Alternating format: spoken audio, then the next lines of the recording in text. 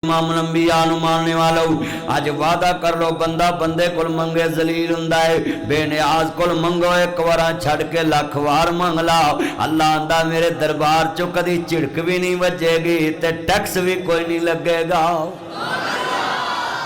ते मेना भी कोई वजेगा नहीं। बंदे बंदे दे काम आके मेना भी मार देंदे ने। उच्ची बोलो, मेना भी मार देंदे।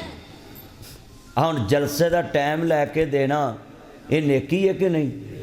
तो मैं वेख्या कई बंदे किसी नूं जलसे का टाइम लै देन ना तो वह बंदे वो आओ भगत ना करन, वो कहते चंगा हुण लैके वहाँ भी टाइम वो मौलवी दे टाइम का भी मेरा मार देंदे ने। क्यों जी भाईवान, सच्ची नहीं गल? हालांकि कोई तो नेकी का काम किया है ना, तो नेकी का कोई मेहनत नहीं ना हुंदा।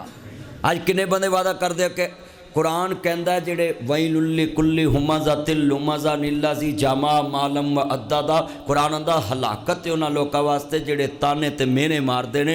अज किन्ने बंदे वादा करदे असीं किसे नूं ताना मेहना नहीं दवा करांगे।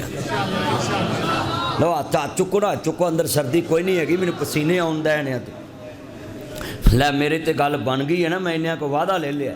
आ ताने वाला जबान जिहड़ी छड्ड दो। ताने सिर्फ फबदे ने सौंकणा नूं या हुकूमत नूं या आपोजिशन नूं। अल्लाह वालियां नूं ताने फबदे नहीं फबदे। ताने मैंने देंदियां सौंकणा बंदे नूं।